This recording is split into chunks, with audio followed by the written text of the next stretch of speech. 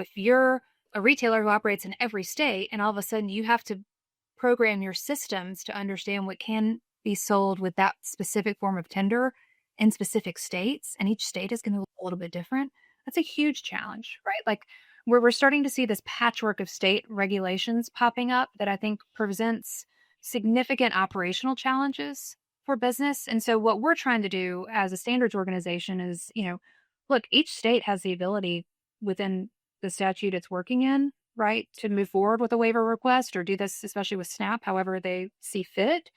If all of that is based on a standard, it's easier to comply. Hello and welcome to the Next Level Supply Chain with GS1 US, a podcast in which we explore the mind-bending world of global supply chains, covering topics such as automation, innovation, unique identity, and more. I'm your co-host, Reid. And I'm Liz. And welcome to the show. Thank you for carving out some time to listen to our podcast. We truly appreciate it. Our guest today is Maggie Lyons, and Maggie is our Vice President of Government Relations. She's been with GS1 US for just over a year, and she's put together a team that focuses just on interpreting everything that's going on within our government. And there's a lot to focus on, and there's a lot of different areas, from retail and supply chain logistics to healthcare and more. And I couldn't be more thankful that we have people like Maggie and her team on staff to help us make heads or tails of a lot of the things that are happening in and around the United States. So without any further ado, let's jump right into the conversation. Hey, Maggie, we are so looking forward to having this conversation with you. We have been talking about having you on the podcast for a while, and now we get to have you. So first, could you just introduce yourself, tell us a little about your role and background, and then tell us about the mission of the government and regulatory team at GS1 US. Sure, I'm happy to, and I'm thrilled to be here with y'all. It's my inaugural podcast with Liz and Reid. I'm very excited to be here. My name is Maggie Lyons. I am our Vice President of Government and Regulatory Affairs at GS1 US. So this was a newly created position for us within the company, and really, I think, highlights the investment that GS1 US is making in this space. We've seen so much activity and so much regulatory activity really driving the adoption and use of our standards. And so I think the investment and building out a team and bringing on some new team members over the past year has been really fantastic to see that growth. So our team is really charged with understanding how we can educate federal and state policymakers in who we are and what we do to help make sure that we're protecting the investment that our members have already made in our standards. So instead of a regulator not knowing that there might already be a G10, right, and creating something that's the exact same, but creating it from scratch that all of a sudden our member companies have to integrate into their business, right? So our role really is to make sure that there's good awareness throughout all of those folks who are making those policy decisions to understand when they can leverage a GS1 standard to solve a policy challenge. So I mentioned we're growing our team. We brought on some really great new folks over the past 6 to 9 months and really beginning to kind of organize these efforts. The organization has done so much in this space for many, many, many years. Interacting with the government is not new, but doing it in a more formalized way, right, is a little bit new for us. And so it's a really exciting time to be with the organization, and it's been a lot of fun so far. Maggie, can you give a little on your background? Because you spent some time on the Hill, but you've also spent some time in corporate America too. Yeah, I did, Reid. So I've spent some time on Capitol Hill. I worked on the Senate side and I worked on the House of Representatives side. I spent time at a think tank, which is a totally unique DC thing where would be so useless anywhere outside of DC, the work that's done there. It was a lot of fun. I really enjoyed it. I learned a lot. I went to a trade association that supported the retail grocery industry, and also spent some time at USDA in the Food and Nutrition Service. And so worked on a lot of the food assistance programs that are administered throughout the United States. And then did an interesting pivot and went to a data analytics firm. And I led the retail and CPG business there across the US. And so just something very different. Really enjoyed it, but then got to come to GS1 US, where it's getting to kind of marry a lot of the work that I've done before on the technology side and then also in the public sector. And so I'm still having to figure out all the phone a friend of who to call within GS1 when I've got questions around our standards. But some of that background has really helped move a little bit quicker and just understanding, who we are and what we do and the value of our standards to the industries that we support.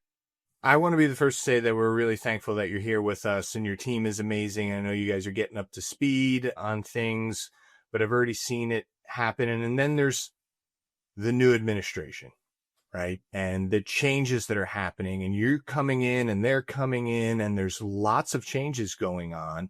Can you talk to us a little bit about this? Because you just mentioned making them aware, making sure that, the investments that are made in standards can be leveraged, but it's also about education, right? And awareness and making them aware. So there's a lot of movement in Washington.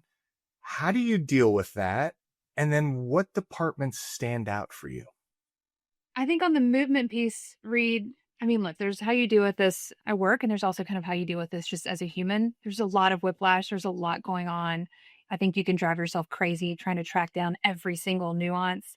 One of the daily newsletters that I get every morning when I'm trying to catch up on the news and what happened overnight, there was a reminder in one this morning that said, and just as a reminder, we're 4 months in this administration. And it was kind of a moment to be like, gosh, let's just sit with that for a little bit, right? Like the amount of news that's happened in the last 4 months compared to a typical DC 4-month span is pretty incredible, right? So when we're thinking about where to focus and where to spend time, you've got to kind of sit back and not be super reactionary to everything that's coming out. And so a little bit of this is kind of this art form, and you just want to get it right more than you get it wrong, right? But nobody's going to get it right all the time. If so, they should go buy a million lottery tickets and go, buy their own island and just leave all of us behind anyway. But trying to figure out to the best of our ability, right, which of these announcements are policy items that are really going to stick? What is Congress really going to pick up and start to work on?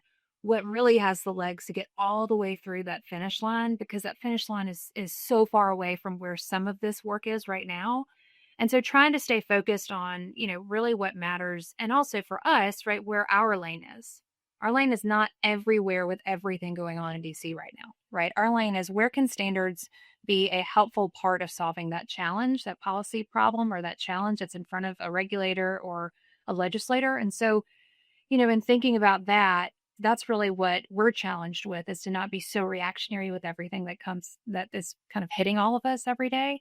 How do we take a step back and take a breath, understand that it's probably not going to move as fast as we all think it is, even though things are moving pretty quickly for DC right now. But how do we remain focused on kind of what our North Star is, right? And how do we think about the where to play and how to win, as a lot of us have been talking about a lot internally, kind of using those phrases and thinking about, all right, where's our lane? And then what are we going to do to make sure that we're advancing our brand and our awareness of the standards to make sure that, again, somebody doesn't not know who we are and what we do and come up with a new standard that our members then have to integrate into their business processes. Liz, if I can, I think our audience could benefit a little though. First off, I loved your answer, and you're definitely the right person for the job here. It's understanding that you can't react to everything, and the government is very big. I don't know that a lot of people understand where we actually play within the government. So FDA, USDA, DOD, HHS, all these acronyms that everyone's throwing out there.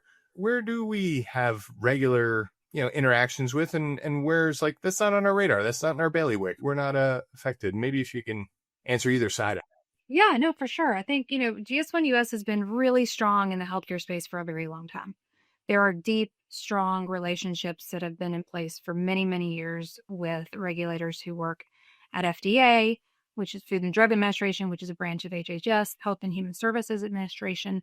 And so in thinking about things like the National Drug Code, that's a GS1 identifier, right? That's on all of those drugs that move through that supply chain. The healthcare team has done a tremendous job as really making sure that GS1 standards are the kind of foundational layer for compliance for the Drug Supply Chain Security Act, DSCSA, because it wouldn't be DC without some sort of acronym. Yeah, it took me a while to get that one. There's lots of S's and C's there. But, in that work, I think that being able to go to other departments and other people who work within the government to say, hey, we do this over here, is a huge strength of ours, right? When we're trying to develop new relationships and have new conversations. So a lot of that work, healthcare, has really been foundational to where we've been able to expand. We do a significant amount of work with USDA, with the Agricultural Research Service, and with the Food Nutrition Service. We administer the Global Branded Foods Product Database for USDA ARS, Agricultural Research Service, which was cited as a footnote in the recent MAHA Commission report that rolled out last week, which was very interesting and a surprise to all of us that was one of the pieces cited. And so we do a significant amount of work with USDA. We are doing a lot of work right now with Customs and Border Protection, CBP, which is an agency within DHS, Department of Homeland Security. This is also the kind of corner of DHS that is working on a lot of the tariffs right now and figuring out how to collect tariffs and where shipments come from. And I have a lot of respect for the men and women who are there right now. That's not a small undertaking. And so some of this, kind of to your earlier question about just how do you figure out where to focus, right, is also an understanding of when the people who you're working with might have a different charge, right, for a little bit. So it doesn't mean that the work stops, right, but that work might not move forward at the same pace, right, if all of a sudden all of those resources are asked to go pivot to something that is really newsworthy and obviously a significant priority for this administration. That's always interesting for us to kind of make sure that people know we're still here and we're still moving forward on some of those initiatives, but how do we make sure that we're balancing that with the reality that some of those folks are also working with? And so I'd say those are kind of our hot topic or hot spaces within the federal regulatory environment. That's not an exhaustive list, but that's really where we're spending a lot of time. And of late, we're spending a lot of time at the state level as well. That's very helpful. Appreciate that.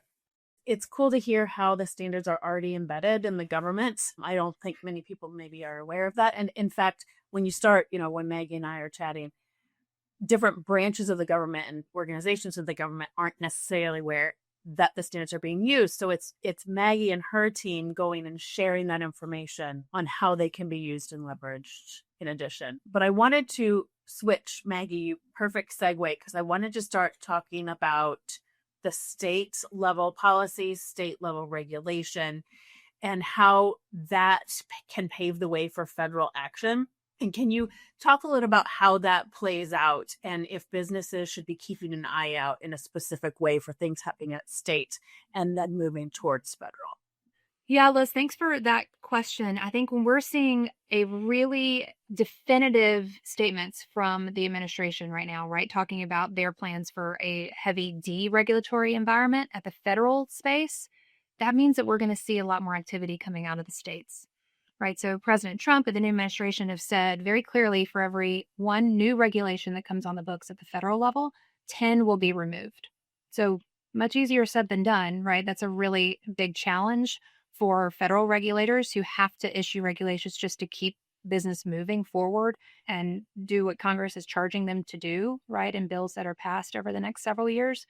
But in understanding that that's going to be the goal of the federal environment, right, the federal government, we're then going to need to look at the states to figure out how some of those states are going to react to a deregulatory federal environment by pushing an agenda at the state level more aggressively, right? So if we look at something like extended producer responsibility, which EPR, which are sustainability requirements at the state level, if I'm a national brand or a national business doing business in all 50 states, and all of a sudden I've got to comply a little bit differently to something in Oregon, and understand exactly what product is going into which state, most businesses are not set up in that way, right? That's so far down the supply chain. That's a really difficult thing for a lot of these businesses to measure. And so that's something where we're really starting to get more involved at the state level. Another example, some really heavy state activity is if you look at USDA and the SNAP program, SNAP, which is the Supplemental Nutrition Assistance Program, which most people might refer to as food stamps, or remember when we used to call it food stamps. So the largest food assistance program in the country, and since its inception, you've been able to buy any food at the grocery store that's not a hot prepared food, but any food is eligible, right? So a recipient can go in, they can get their whole grocery list as long as it's on alcohol, tobacco, or a non-food item or a hot prepared food item, all that's eligible. Now states are asking for waivers from USDA because under the statute, a state can ask for a waiver to do something a little bit different than what the federal government has mandated with SNAP, where we've seen states now they're working to exclude some types of foods from being able to be purchased with those benefits state by state, right? So if you're a retailer who operates in every state and all of a sudden you have to program your systems to understand what can be sold with that specific form of tender in specific states, and each state is going to look a little bit different. That's a huge challenge, right? Like we're starting to see this patchwork of state regulations popping up that I think presents significant operational challenges for business. And so what we're trying to do as a standards organization is, look, each state has the ability within the statute it's working in, right, to move forward with a waiver request or do this, especially with SNAP, however they see fit. If all of that is based on a standard, it's easier to comply, right? I don't think it makes it easy, but if one state's based on something totally different and one state's based on this and this and this, then all of a sudden that complexity that introduces into the process becomes really challenging. And so this is a space where we've been doing a lot of that education and just making sure folks are aware of how we're already embedded in these businesses, right? And especially kind of in this food, CPG and food retail grocery space, right? To really try to help make this as easy as possible for our members, still allowing those policymakers to understand, right, that this helps them achieve their goals as well. We had a conversation about this in the office the other week, and I was just literally blown away. Like I couldn't even comprehend all the different variables that kind of come into place as just a brand that's producing a bag of chips, a drink, whatever it is. And they've been producing it that way for 100 years. It throws a monkey wrench into the whole system. I would like to pivot just slightly because there's an FDA recent ban, right? So this is more, correct me if I'm wrong, but this is on the federal side of the house, but it's that ban on red dye number 3, right? And this is tied to the Make America Healthy Again movement, but it sparked a lot of controversy as well. And I didn't know if maybe you could share some insights on how this might be impacting industry, and because it seems very similar to what you just were talking about with SNAP. Yeah, I mean, I think it is, Reid. This is, to your point, this is at the federal level, right? So I guess if you're looking for a silver lining, at least this is consistent with states that these brands are selling into. And it's healthy. But that's another positive. Like, we're trying to make ourselves healthy again. So I'm leaning into the positive train. I think, yeah. I mean, if we're trying to find these silver linings, right? I do think that there's still lots of disagreement about the science. Right. And so I think that kind of is, that's been a big part of what we've seen coming out of FDA with RFK Jr.'s coming to the helm of HHS and directing a lot of this work. He's been very active in the food space, as you mentioned. It was interesting, right before the end of the Biden administration, they came out with the direction to ban red dye number 3 and gave industry several years to work that out of their formulation. But what's been really interesting is this might be one of the very few things that is carried over from the Biden administration into the Trump administration. And RFK Jr. came out a couple of weeks ago with some interesting kind of direction to industry. It's a little unclear about what the stick is, but industry has come forward and started, many of the big brands have started to make progress towards compliance, and which I think politically makes sense. So now we're looking at not only red dye number 3, but a lot of other synthetic dyes that are in an incredible amount of food, right, consumed across the United States. So working to substitute those with natural dyes is not an insignificant undertaking, right, for those food companies and how they're thinking about reformulation. We're getting a lot of questions at GS1 US about, does this mean I need a new G10? How do I think about that differently with this product? Is this an opportunity for more consumer transparency through a 2D label? Right? If I'm a consumer and I want to know, and if all of a sudden this is a very important issue to me, right, to make sure that whatever I'm buying for my family is free of synthetic dyes, how are brands going to be transmitting that information to consumers?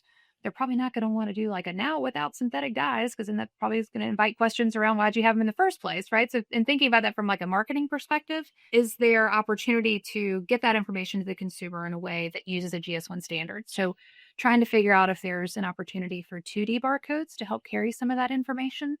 But this is a significant challenge for a lot of our members who I think are just really starting to get their arms around not only this, but also what's next, right? This is not going to be the only announcement about ingredients and formulation, I would suspect, from this HHS.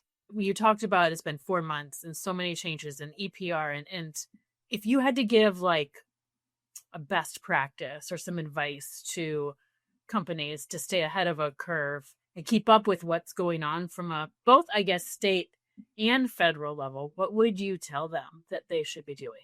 That's a $100,000 question right okay. now, right? I mean, again, there's been how much normal news packed into a 4-month news cycle right now. So I think some of it goes back, right, to some comments earlier around just trying to keep very focused on what you're doing, what your goal is, how you're trying to achieve it.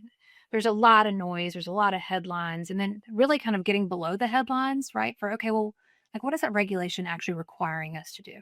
How do we get down to brass tacks, and how do we figure out what might be different from the headline, right? And is the actual, like, what we have to do as a business to comply with whatever the new regulation of the day is. But, really, Liz, like, in thinking about how to get ahead of it, I mean, this is going to be a really, it's probably going to be a kind of an exhausting next several years, right? Regardless of which side of the policy world you're on personally, there's a lot going on. And, we're hearing a lot about a deregulatory agenda from the federal government.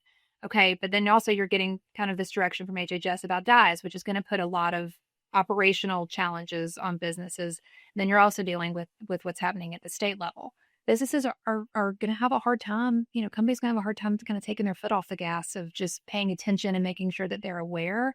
I hope that, GS1 US and the team that we're building out can start to be a stronger resource for our member companies as we're thinking about like where we're engaging and how we can help with that education to the federal government of, hey, folks might already be doing some of this, or you might already have a standard. You might be able to leverage, this instead.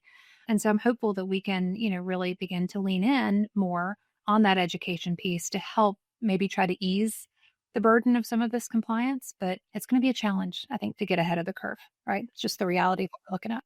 So Maggie, you just brought something up there that I think a lot of our members might be interested in is like, how can they get help from us? And what is the proper way? I mean, like, you have a team, but we have resources, but we're not infinite. I mean, we're a small organization supporting the entire industry in the US. What's the best way for them to interact? Yeah, I love that question because I think candidly, I think in some ways we're still trying to figure that out, right? We don't want to overburden our members' teams with more information than what they need. And so for us, I think trying to figure out and working with our executive leadership committees in the different industries that we are very active in and trying to have really active back and forth conversations with them, like what's keeping y'all up at night? What are your major challenges? And then getting that information from them for us to figure out where we're going to go engage.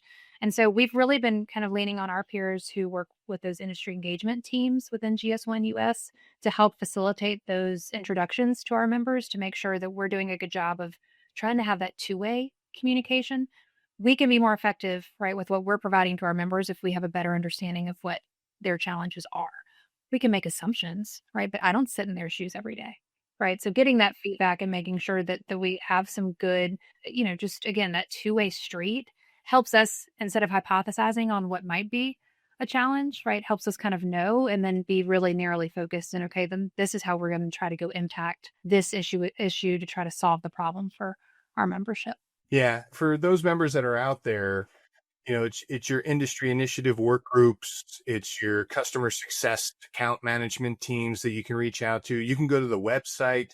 And if you're unsure of who this all is, go to the website, call our call center, reach out, and we can get you to the right people. I think the clarity, and you pointed out well, though, Maggie, is you're focused on the government and your team's focused on the government and understanding.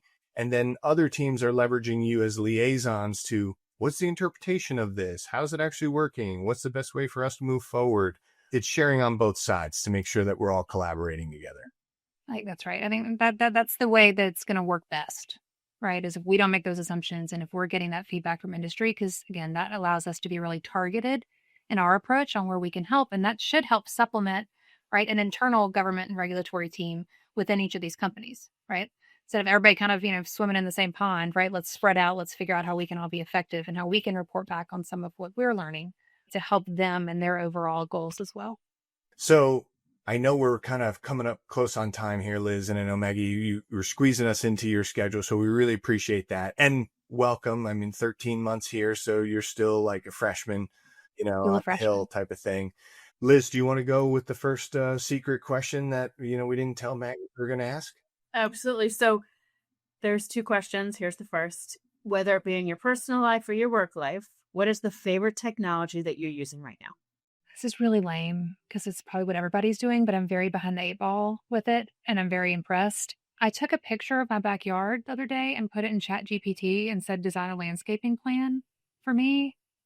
And it came back with this like beautiful picture and here's what you put and where do you live? And then I went down this rabbit hole of like, I live here and here's the weather. And I mean, I've thought about it for like other parts of like for work and some other things, but I mean, I didn't realize that I could do that much. And so ChatGPT is probably a really lame answer, but at least maybe that's a nice specific, like kind of cool thing that maybe other people aren't talking about. But Very, very I was soon. slow on the uptake with ChatGPT.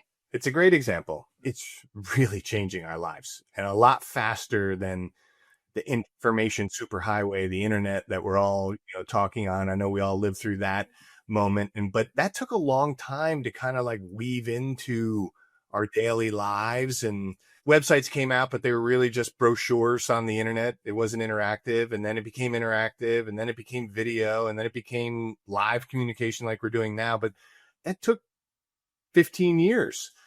ChatGPT is taking months.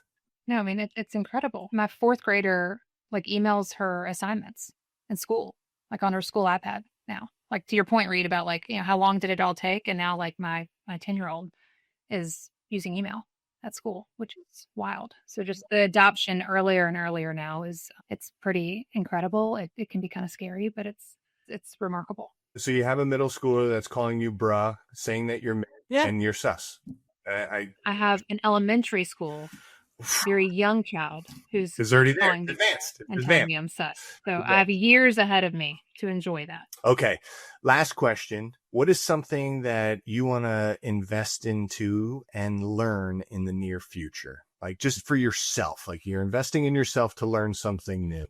It's a good question. My daughter is 10. She's my fourth grader. My sus younger one is 7, who again, years of that slang ahead of me. And my daughter she always wants to do something with her hands. Like she's always like has a fidget toy or something. And she's recently just started like little needlepoint kits with embroidery.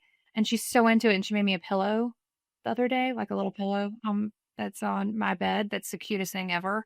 And she has asked me to learn how to do that with her. So I feel like we're going to be like little old, like little old ladies, like sitting around with our little needlepoint, rounds trying to do that this summer. But she's super into it and it's really cool. She's very creative and it's super cool to kind of watch her do that. And she wants to do that. She wants me to do it with her. So as long as she wants to hang out with me, I'm going to take advantage of it. So I'll learn whatever I need to learn in order, for her to still think I'm cool. I think that's amazing. It's that's like on so many levels. Maintain the connection. It's the time together. It's also relaxing. When I met my wife, she was doing the needlepoint. I forget what she called it specifically. And I was like, what is going on here? Like, we went on like our third date and I went to pick her up and she was doing that. And then later on into our early dating, she was doing it in the cars. We were going places, but maintained a conversation. It was focus time, it relaxing. And it was like a thing from our older generations that was kind of coming back in. It's like what's old is new again. It's really cool. Yeah, it is really cool. She was very proud of what she created. And so, to figure out what's next and to encourage her is going to be fun. So we'll work on that this summer when it's 1,000 degrees outside. We'll find an indoor activity. Well, Maggie, thank you so much for spending the time with us today. We wish you the best of luck for you and your team. There's a lot going on and we're really glad that you're a part of GS1 US. I'm happy to be here. Thank y'all for having me. This was super fun. Thank you for joining the Next Level Supply Chain with GS1 US. If you enjoyed today's show, you can subscribe to our feed or explore more great episodes wherever you get your podcasts. Don't forget to share and follow us on social media. Thanks again, and we'll see you next time.